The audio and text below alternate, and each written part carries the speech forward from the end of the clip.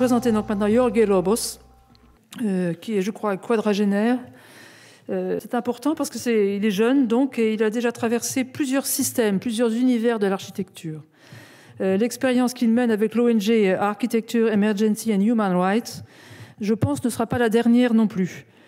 C'est Jorge Lobos qui nous expliquera le fil rouge qui relie ses expériences et qui donne sens à son nomadisme. Alors, Jorge Lobos a d'abord été un jeune architecte chilien très en vue. Il arrive qu'un destin personnel croise l'histoire, et ça a été un peu son cas, puisqu'il a passé son diplôme en fait au temps de la dictature, et qu'après, il a quitté Santiago, il n'est pas resté à Santiago, et il est parti en fait très au sud, tout au sud, sur l'île de Chiloé, qui est quand même le paradis de l'architecture sans architecte. Donc il y a vécu une expérience assez particulière d'architecture en économie vernaculaire, et sans doute commencé à théoriser le concept qui est important pour lui d'architecture culturelle. Et lorsque la transition démocratique est arrivée au Chili, elle a ouvert le débat sur l'identité culturelle chilienne. Et cette expérience à la Bernard Rudowski a fait de Jorge Lobos une figure de la scène intellectuelle chilienne. Mais le besoin d'approfondir sa réflexion l'a amené alors en Europe, en 2006, à Barcelone, pour une thèse de théorie architecturale. Il y avait beaucoup de théoriciens cette année, mais enfin, vous avez vu, ils savent faire des choses aussi. Une deuxième carrière s'est donc ouverte pour Jorge Lobos d'enseignant, chercheur, théoricien à Madrid, Porto, Santiago, où il est revenu, Copenhague et aujourd'hui Venise. Ce nomadisme, puis-je me permettre de dire qu'il lui a permis d'entamer sa nécessaire globalisation, c'est-à-dire la confrontation de son concept d'architecture culturelle à la réalité multiculturelle d'aujourd'hui. La création de l'ONG Architecture, Emergency and Human Rights en 2008 est sans doute et bien sûr une affaire d'engagement politique, mais elle traduit aussi une évolution théorique du concept d'architecture culturelle à celui d'un droit de l'homme à l'architecture. Jorge Lobos travaille sur la relation entre habitat et identité culturelle, question cruciale et sur laquelle il faut quand même reconnaître que nous-mêmes architectes avons un débat d'une très grande pauvreté. Il faut quand même regarder les choses en face. Cette histoire de global versus local, c'est d'abord et avant tout une paresse de l'esprit. Vraiment. Comment peut-on saisir avec une alternative aussi simpliste la complexité présente ? Je conclurai en citant Jorge Lobos. Dans les années 90, l'architecture reposait en Amérique latine sur l'opposition tradition-modernité. C'est pareil que local-global, local-mondial. La tradition était le lieu, la modernité venait de l'extérieur. Mais aujourd'hui, l'architecture affronte une multiplicité de modèles de vie simultanés. Toutes sortes de personnes arrivent par l'immigration, chacun avec une carte mentale différente, une extrême diversité humaine. Ces phénomènes sont bien plus radicaux que les migrations que nous avons connues au XXe siècle. L'architecture doit répondre à cette pluralité. Cher Jorge,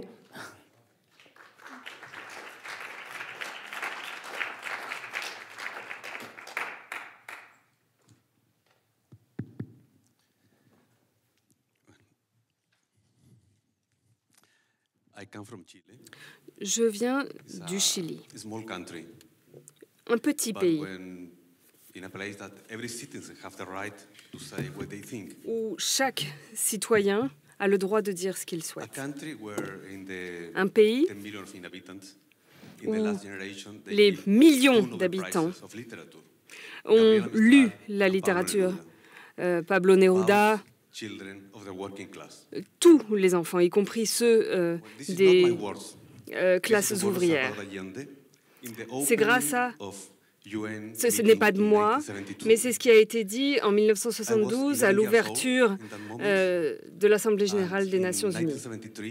En 1973, Allende a perdu la vie en défendant la démocratie contre le privilège des classes élevées du Chili et contre, bien sûr, les États-Unis, ce qui a provoqué un énorme remous.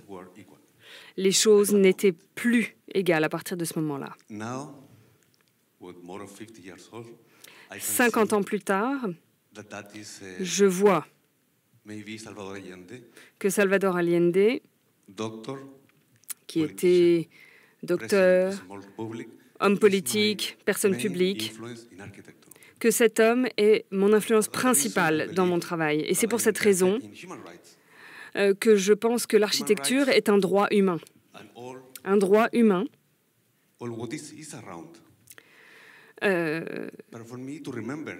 et il est important pour moi de me rappeler de l'émotion que cela m'évoque, de voir qu'un enfant peut changer de vie par conviction politique.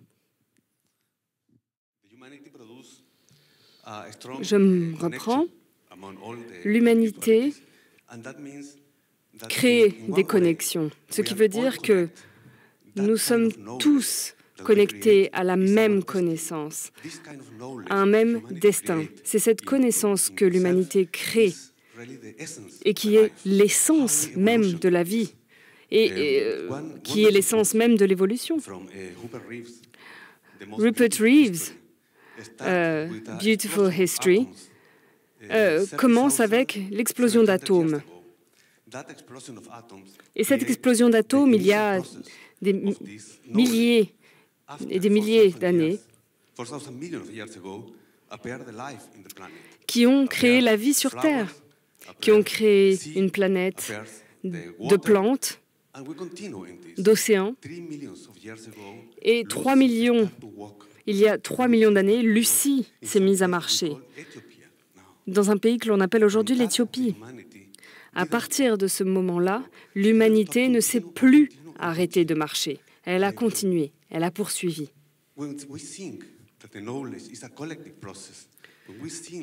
Quand on comprend que la connaissance est quelque chose de collectif, quelque chose d'infini, quelque chose qui continue, des atomes qui se connectent les uns aux autres, à partir du moment où l'on comprend cela,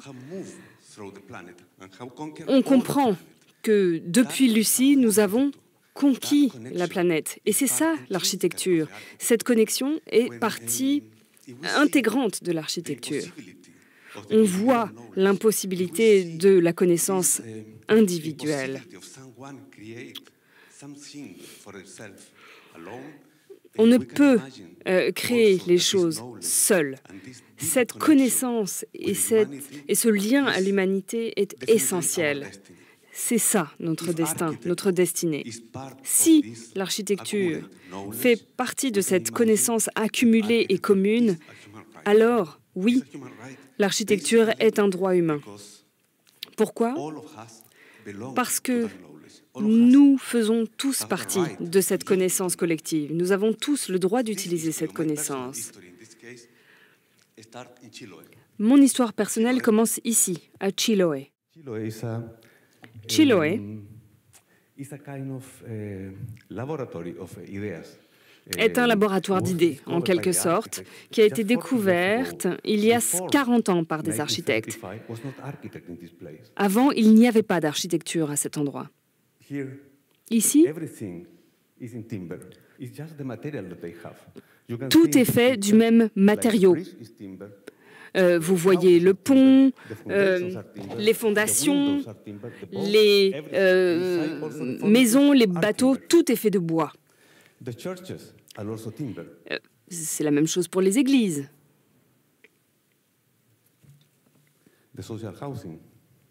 Les logements sociaux.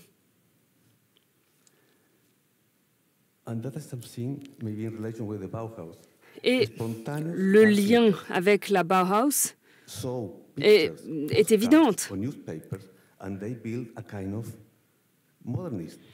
Sans doute que les gens qui ont construit ces maisons ont vu des coupures de journaux, des cartes postales, que sais-je, et ont créé leurs propres habitations. Autre découverte incroyable sur cette île, c'est qu'ils sont capables de transporter leurs maisons. Quand ils passent d'une île à une autre, d'un territoire à un autre, plutôt que de reconstruire une nouvelle maison, ils la bougent en un week-end. Et il faut 2 à 3 mois pour construire une maison.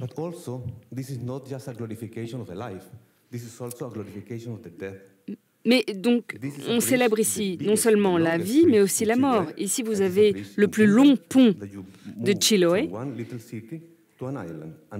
qui va d'une ville à cette petite île qui est un cimetière. Et dans ce cimetière, on trouve des constructions en bois. Pourquoi? Parce que cette construction vivra aussi longtemps que le corps. Ensuite, cette structure disparaîtra, tout comme nous. Vous voyez ici la relation anthropique de l'architecture. Vous voyez qu'ils construisent un bâtiment, le gardent jusqu'à ce que ce bâtiment disparaisse et ensuite ils en couvrent, ils en construisent un autre. C'est lié en particulier aux matériaux utilisés, le bois, qui se désintègre, mais qui est aussi très proche de notre corps humain, qui a à peu près la même durée de vie. Et puis ici, vous avez ce qui s'est passé lors de séismes. C'est aussi quelque chose qu'on a eu à vivre. Ici, c'est à Baldiv, à 9,5 sur l'échelle. Quand un jeune architecte arrive dans cet endroit, dans les années 80, dans un lieu sans rien de formalisé, eh bien, forcément, on se dit que toutes les connaissances que l'on amasse à l'université ne sont pas si utiles que ça. Et c'est à ce moment-là que j'ai commencé à penser à l'architecture culturelle plutôt qu'à des principes d'architecture. J'ai compris que l'architecture était un outil pour nous aider et qui pouvait aider les petites communautés. Et donc, pendant 15 ans, nous avons lancé plusieurs projets. Projet de logement social, il s'agit d'un de mes projets ici, projet financé par le gouvernement. À peu près $150 par mètre carré. Et nous avons pu construire 2 fois plus avec le même argent. Un bâtiment construit en partie avec les propriétaires. Autre exemple ici, il s'agit d'une maison construite pour des parents qui choisissent de vivre ensemble après le départ de leurs enfants.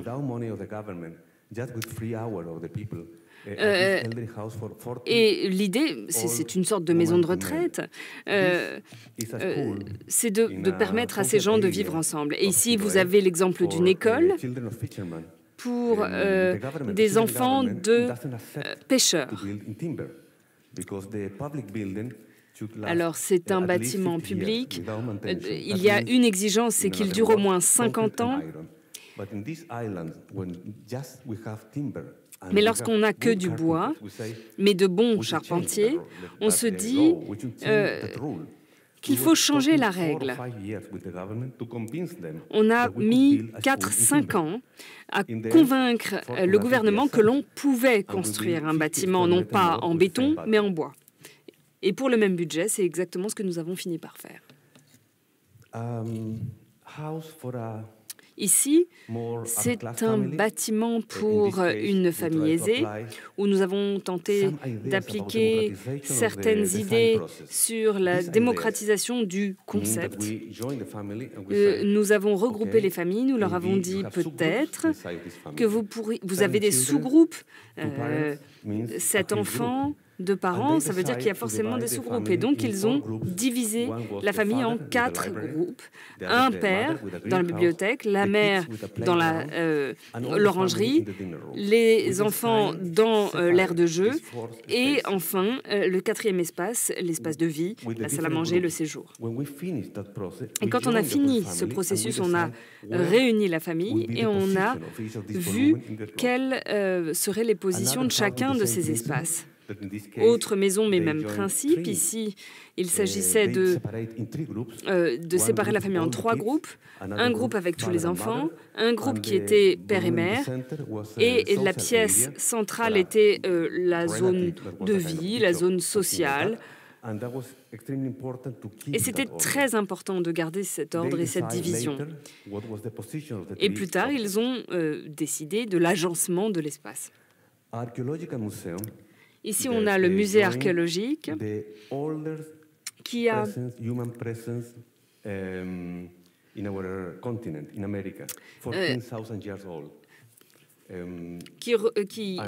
regroupe des choses vieilles de 14 000 ans. Ici, vous avez une église. Il faut savoir que le Chili est un pays très catholique, que l'Église est un lieu social, et donc nous avons décidé de construire cette église de façon communautaire comme tous nos autres projets. Alors nous avons fait 2 erreurs. Il y a quelques années, je me disais que ce serait une bonne idée de faire une conférence juste en parlant de mes erreurs. Alors ici, je vais vous en présenter 2. La première chose, c'est que nous avons utilisé, comme toujours, dans ces zones assez pauvres, nous avons utilisé du bois coupé récemment. Et nous avons décidé de mettre un petit... Vous voyez ici, ça correspond au plafond. Et avec le temps, il y a eu des espaces qui ont laissé filtrer l'espace. Et on a essayé de recouvrir ces trous, mais ils sont tellement magnifiques qu'on a décidé de les garder. Cette église a maintenant 30 ans. Et les trous sont toujours là. Deuxième erreur, nous avons été trop optimistes avec le budget et nous n'avons pas pu construire le sol que nous aurions souhaité construire. Nous n'avions plus d'argent, nous n'avions plus de charpentiers, nous ne pouvions plus les payer. Et donc, les ouvriers ont suggéré que l'on trouve de petits graviers proches de sable près d'une plage, sur une plage près de là, et de compacter ce sol sur le sol de l'église.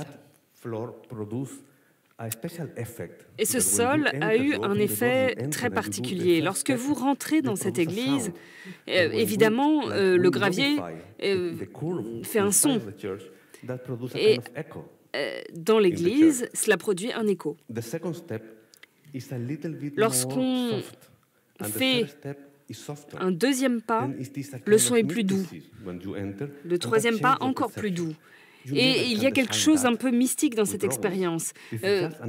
Vous n'arriveriez jamais à ça en dessinant une église comme ça. C'est vraiment l'expérience qui nous a permis de découvrir cela par le biais d'erreurs.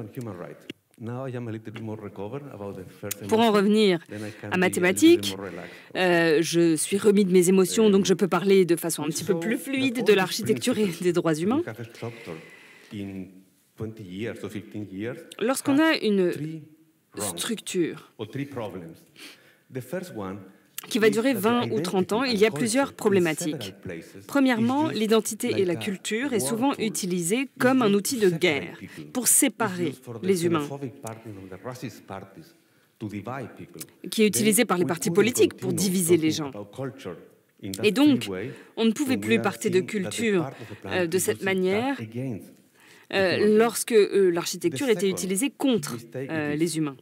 Deuxième problème, ici, c'est une recherche effectuée en 2000-2001 à Madrid lorsque j'étais professeur là-bas. Ici, vous voyez le monde et là où les architectes vivent. Eh bien, ils vivent dans les pays riches, où les gens gagnent plus de $200 par jour. Et quand ils vivent dans des pays pauvres, ils vivent dans les zones les plus riches de ces pays pauvres. Or, ici, vous voyez une carte du monde en termes d'urgence humanitaire. Alors, comment reconnecter ces 2 réalités? Et donc, la deuxième partie de la recherche dit que les 2 tiers de la population du monde n'a pas de relation avec l'architecture professionnelle. 4,6 milliards d'habitants espèrent des meilleures conditions de vie. Alors, comment les architectes peuvent-ils dire qu'il n'y a pas de travail? Il y en a pléthore, des milliers. Autrement dit, on ne peut pas avoir plus de travail. si on n'a pas de travail, c'est qu'on n'a pas. C'est pas une question de client, c'est pas une question de projet, c'est une question d'argent. Les architectes ont du travail. Le problème, c'est un problème de système. Comment faire pour transférer les fonds d'un pays à un autre? Et troisième chose qui doit évoluer dans la théorie de l'architecture, pour passer à une architecture liée aux droits humains, c'est exactement cela. Le tsunami en Indonésie, le 26 décembre 2004.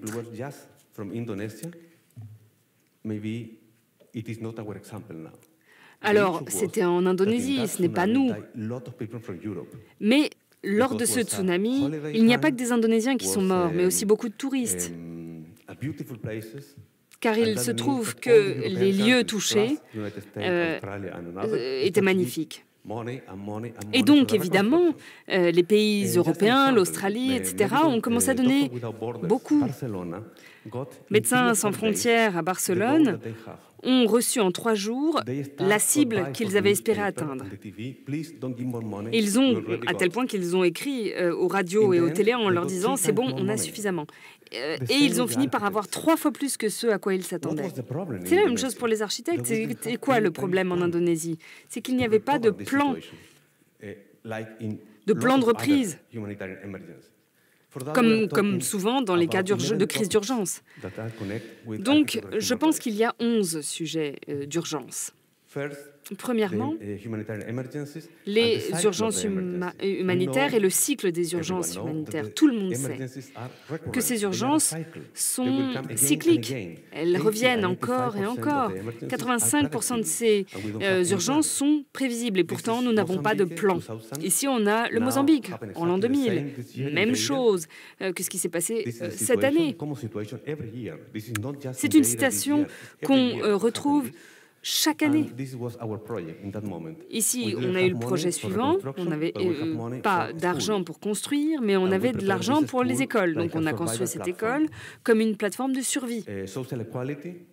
L'égalité sociale, deuxième thématique. Une des situations les plus dramatiques que l'on n'a jamais vues. À Zabalen, au Caire, où les déchets sont un véritable problème. Alors, peut-être que je vais vous montrer quelque chose, si je peux. Ici, ces tours que vous voyez, c'est étonnant. Dans un contexte aussi difficile que celui-ci, on trouve de la poésie, on trouve de la beauté. Il s'agit de tours avec une structure de bois très fine pour sortir la tête hors des déchets.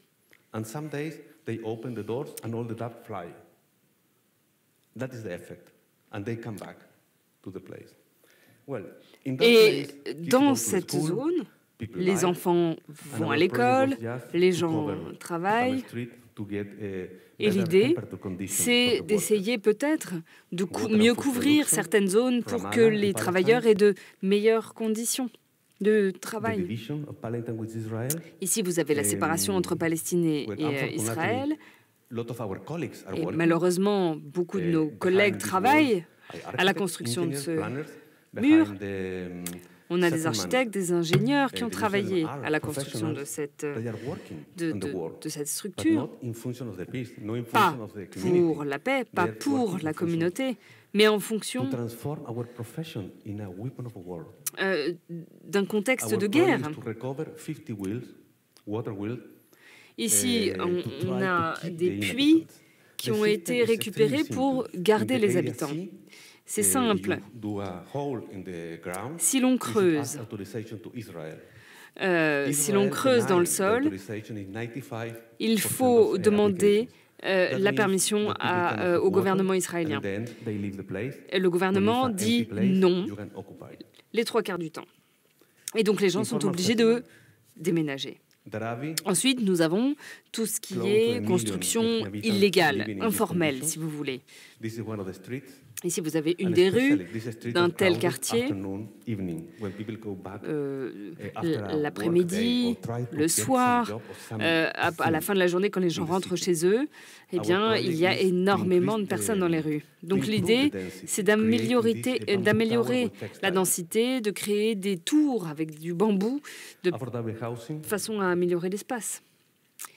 Les logements abordables, ici au Chili, 20 000 $ par personne. Et c'est là la limite des pays en développement. Mais au Chili, malgré tout, il y a des logements informels. Le gouvernement a construit des logements. Mais au final, ce n'est pas un problème de logement, c'est un problème d'emploi. Les gens qui retournent là-bas, c'est parce qu'ils ne peuvent pas payer l'électricité, l'eau, les impôts. Et évidemment, s'ils n'ont pas d'emploi, ils retournent là où ils étaient auparavant et se remettent à louer un logement. Alors notre projet est le suivant, pour que les gens restent au même endroit, pour qu'ils ne déménagent pas en permanence, mais aussi pour créer de l'emploi dans le cadre du logement. Ici au Népal, 2015, on a une situation rurale avec la perte de centaines d'écoles au dernier séisme.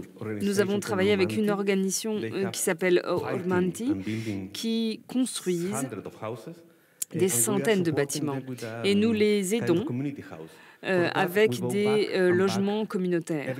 Et donc on y retourne à chaque fois dans l'optique de respecter l'environnement culturel. Il s'agit vraiment d'espaces merveilleux. Ici, c'est dans le Katmandou, à Kaitapur. Et vraiment, le Népal est un exemple en termes d'architecture. J'adorerais pouvoir envoyer tous mes étudiants au Népal. C'est vraiment un espace qui est public, privé, dedans, dehors. Ils sont 70 cm au-dessus du niveau de la rue, mais les gens sont en contact les uns avec les autres. Et voilà à quoi ressemblera la maison communautaire. Alors, démocratisation de l'architecture. Ici, vous avez l'exemple d'une bibliothèque à Copenhague. Là-bas, on voit que de moins en moins de gens rentrent dans la bibliothèque. Et la question, c'est comment faire pour reconnecter cette bibliothèque à la ville. On a travaillé sur une librairie verte où l'on relirait les abeilles, les livres et les plantes. Et voilà, une journée de célébration communautaire. Partager la connaissance de l'architecture, ça c'est la base. On a essayé de faire ça à plusieurs reprises, avec pas mal de succès, je dois dire. Ici, vous avez un atelier en Jordanie, avec des gens de plusieurs pays qui apportent des expériences diverses et qui construisent ensemble. Rien que le fait de construire ensemble, cela veut dire que les gens créent un lien très fort. Enfin, adaptation au changement climatique. Ici, on a les Maldives, où l'on a travaillé en 2010, en 2014 à nouveau. Et c'est vraiment un pays qui souffre beaucoup des pollutions qui sont les nôtres.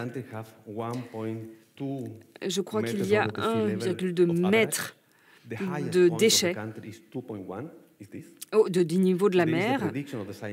Et la prévision des scientifiques, c'est que si on continue comme ça, il n'y aura bientôt plus de pays. L'ancien président est en train d'essayer d'acheter du terrain en Inde pour déménager toute sa population. On a essayé de faire plusieurs projets. L'un d'eux est à Malé, la capitale. L'idée, c'est de ne pas attendre les inondations, de ne pas attendre l'augmentation du niveau de la mer, de ne pas attendre que l'eau rentre dans la ville, mais de construire. Et donc, voilà une des idées que l'on a eues. Ensuite, la migration et les camps de réfugiés. Là, je vais passer un peu plus de temps là-dessus, parce que là, c'est vraiment le point saillant en ce moment. Ici, on a les routes de migration depuis l'Afrique, vers le Moyen-Orient, vers l'Europe. On a vu 6 opportunités de projets. Première chose, la destruction de la ville. Ici, on a Alep. Et un projet possible. Pourquoi ne pas utiliser l'idée de Rossellini Pourquoi ne pas créer des villes ouvertes internationales qui pourraient être protégées de la guerre et qui pourraient protéger les jeunes? Ces villes auraient pour but d'accueillir tout le monde. Deuxième chose, les camps de réfugiés ont des places temporaires, mais en général, ces réfugiés ont une durée de vie de 17 ans. Mais quand on parle de 17 ans, ce n'est plus temporaire. Là, ces camps deviennent des villes. Ici, on a un camp de réfugiés et vraiment, la situation devrait être résolue. On a ici l'exemple du Sri Lanka. Ici, on voit juste la tentative de créer, avec des tentes, des espaces pour que les enfants puissent se retrouver à l'intérieur. Et les tentes ont 2 portes pour qu'une mère puisse s'occuper des enfants des autres. Ça pourrait être une véritable résolution dans des camps de réfugiés. Autre type de camp de réfugiés, là il s'agit vraiment de choses beaucoup plus denses. On trouve ça surtout en Palestine, mais aussi on voit plusieurs nationalités là-bas. Donc ici on a Al-Shatila à Beyrouth, au Liban. Aucun espace vert, aucun espace pour les enfants. Et notre projet, c'est de créer des aires de jeu sur les toits. Troisième type de camp de réfugiés. Exemple typique, c'est Al-Zahri, en Jordanie. Je reviendrai là-dessus plus tard. Troisième point, l'Oasis internationale. Nous pensons pouvoir créer des lieux internationaux au sein desquels, dans le Sahara, pour casser les mafias. Ensuite, on a un véritable déséquilibre économique entre les zones européennes et le nord de l'Afrique. Si l'on peut créer une économie dans ces zones, alors on pourra créer de meilleures conditions. Peut-être que cela pourrait permettre que ces zones recueillent des réfugiés. Ce projet est assez particulier parce que ça permet au pays de créer de l'emploi.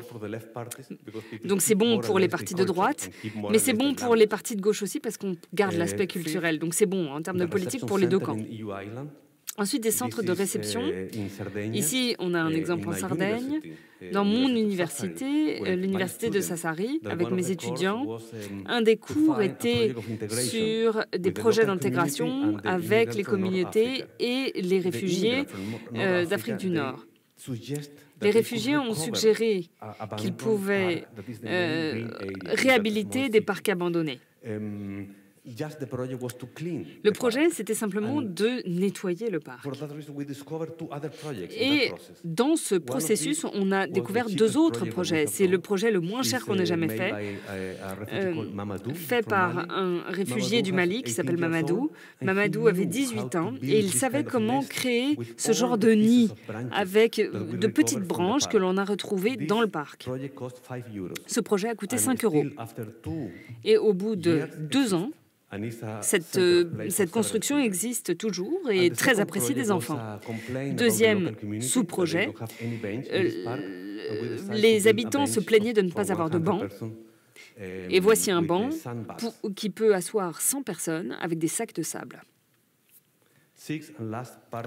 Dernière partie de cette route des immigrés, c'est des centres européens. Avec ce rêve d'aller vers des centres de réfugiés en Europe, au Danemark, en Suède, en Allemagne, de rester là-bas quelques mois, parfois quelques années. Un de nos projets dans ce cadre, c'était de créer, grâce à des containers, des centres de réfugiés. Parce qu'en général, il faut savoir que ces centres de réfugiés sont à l'extérieur des villes. Or, ce projet était à l'intérieur des villes. Berlin fait la même chose maintenant. Et évidemment, lorsqu'on suggère ce genre de choses, à l'époque, en 2010, à Copenhague, tout le monde disait « Oui, c'est bien, mais pas dans ma ville, pas près de chez moi ».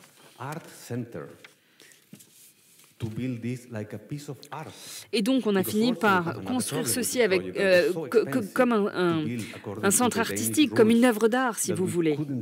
Parce que l'autre difficulté, c'est qu'on ne pouvait pas faire un projet provisoire. Donc, il fallait vraiment d'avoir l'idée d'un espace artistique. Et si on crée un espace touristique, culturel temporaire, alors il n'y a pas de restriction, architecturale. Et vous avez le résultat de notre projet. Donc, si je reviens au camp de réfugiés, on a créé un projet qui s'appelle 100 classes d'école. Jusqu'ici, on en a créé 10%. La première était dans le camp Al-Zaatari, avec une augmentation incroyable du nombre d'habitations. Ici, on voit que la vie continue, que des enfants naissent, que des enfants continuent à rêver à un autre futur. Et tout le temps, on a gardé ça en tête. Parce qu'évidemment, il faudrait qu'on ait ce genre de plan avant que les tragédies adviennent. Maintenant, il y a 8 ou 9 écoles, alors qu'à l'époque, il n'y en avait que 3. Et dans ces écoles, on accueille un tiers des enfants, ce qui veut dire que les 2 tiers de ces enfants n'ont pas l'occasion d'aller à l'école. Sur 17 ans, ce qui fait toute une génération perdue. Comment c'est possible? Première chose, distante à l'école, coût de l'école. Et peut-être aussi parce qu'on n'a pas suffisamment de donateurs pour construire des écoles, parce que ça coûte cher. La question, c'est quand on est donateur, c'est oui, mais si on construit quelque chose et qu'ensuite le camp de réfugiés disparaît, qu'est-ce que je fais de mon bâtiment? Première chose, il faut créer des zones, près de zones avec de l'eau. Et puis, il faut avoir tous les éléments en main. Il faut des dômes, il faut des sacs de sable. Et avec ce genre de matériaux, bien, au bout d'un moment, le bâtiment disparaît. Donc, comment penser à un bâtiment qui puisse disparaître au fil du temps? On continue à réfléchir, la vie continue.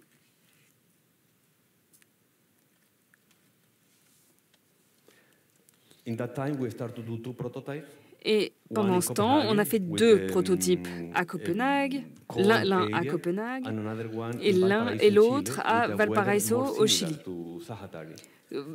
très similaire à celui de Zaatari. On revient à Zaatari, plusieurs années après la tragédie. On a le camp de réfugiés ici, et là, on a le village de Zaatari. On a été surpris. On s'attendait à toute autre chose. Seuls 20% des réfugiés vivaient dans le camp et ils recevaient 80% des donations. Et le reste des réfugiés étaient à l'extérieur du camp et recevaient quasiment rien. Donc il y avait aussi un problème avec la communication avec la communauté locale. Donc, évidemment, ici vous avez des exemples de construction de mosquées. Ici, vous avez une architecture syrienne qui ressemble un peu à des ruches d'abeilles. Ensuite, vous avez l'exemple d'Azraq, même zone, autre camp de réfugiés, où l'on a décidé de construire des bâtiments dans le village, avec des écoles construites à partir de containers. Mais vous savez bien que s'il fait 35 ou 40 degrés à l'extérieur, ça veut dire que dans le container, il fait 50. Donc l'idée, c'était de réduire la température avec des briques compressées qui peuvent être construites à la fois pour des réfugiés et pour la population en général. Ici, On a un collègue qui a vécu là-bas pendant 6 mois pour aider sur le projet. Et ici, vous avez la construction du bâtiment, la bibliothèque. Et donc, dernier élément, c'est l'idée de redéfinir le rôle des architectes. Le rôle des universités, c'est vraiment d'éduquer.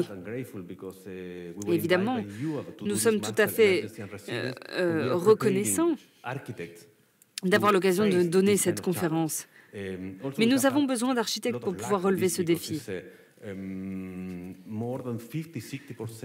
Mais plus de 50 à 60% de nos étudiants ont déjà des emplois dans des organisations internationales. Et ce n'est pas quelque chose que l'on attendait au départ. Il faut bien comprendre que l'architecture va bien au-delà de l'organisation internationale. Peut-être que je suis un peu radical quand je dis ça. On fait certaines choses, mais on n'en fait pas assez. Peut-être qu'on n'est pas suffisamment mature. Je ne sais pas. Donc moi, je pense que ce qu'il faudrait dire, c'est qu'il est très pertinent pour nous d'élever l'architecture au même niveau que celui des défis de la planète, le changement climatique, l'islamisme, les catastrophes naturelles. Mais on ne réinvente rien. On n'invente rien. On ne fait juste partie de cette chaîne de connaissances. Repensez à Lucie qui a marché pour la première fois en Afrique. Et c'est vraiment l'idée que... Et bien sûr, je vais passer à autre chose sans transition, mais je me dis toujours...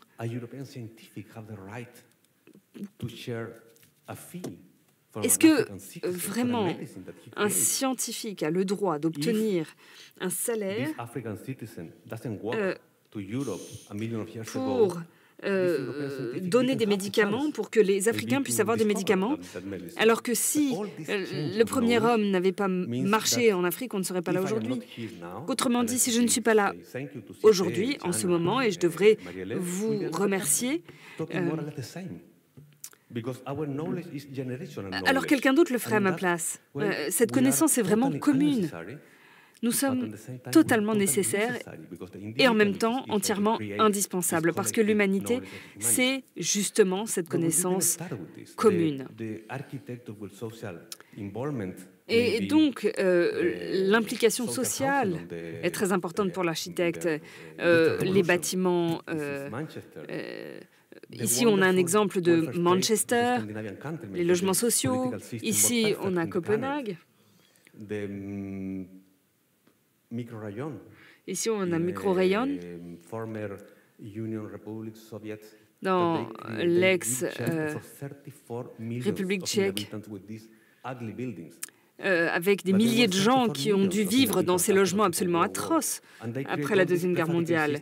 Et tous ces systèmes préfabriqués ont été poussés par les gouvernements de l'époque. Ici, on a Singapour, en Asie, après un incendie, après une crise atroce. Le gouvernement a créé ces bâtiments, ainsi que toute une politique sociale. Ici, on a Torres Garcia de l'Uruguay, en 1943, qui a montrer que les intellectuels repensaient, prenaient conscience. Ici, vous voyez un des effets principaux dans notre éducation et dans la littérature de l'époque, avec une prise de conscience sur ce que c'est que la création. Les coopératives. En Uruguay, lorsqu'ils ont construit ici un bâtiment permettant où les habitants devaient dire combien de temps ils passaient chez eux. Et toutes ces heures passées à la maison étaient notées par les banques. Et comme ça, on savait qui était libre, qui ne l'était pas pour travailler pour la communauté. Et des centaines et des milliers de logements ont été construits de cette manière. Et évidemment, les années sombres avec le néolibéralisme de l'architecture dans les années 80, 90, 2000. L'architecture a été élevée au rang de star et pour moi, ça a vraiment endommagé notre profession. Mais ceci étant, nous avons aussi des architectes qui sont des rebelles. Mauritanie, Afrique, Chili, avec la création d'un musée au milieu de nulle part, au milieu de la campagne. C'est un véritable acte révolutionnaire, c'est vraiment un acte de résistance. Et ensuite, on arrive aux années 2000, où on nous parle de moins d'esthétique et plus d'éthique. Et donc, ce slogan a permis de faire évoluer les choses. 2 prix obtenus par des personnes impliquées, des documents pleins de considérations sociales. Et véritablement, on peut dire, aujourd'hui, à Paris, après 100 ans après le Bauhaus, où le Bauhaus a reconnecté l'architecture à l'implication sociale, que l'art, la conception, et après la Déclaration des droits de l'homme à Paris même, je pense qu'on peut dire ici, dans la même ville, que effectivement l'architecture est un droit humain. Merci beaucoup.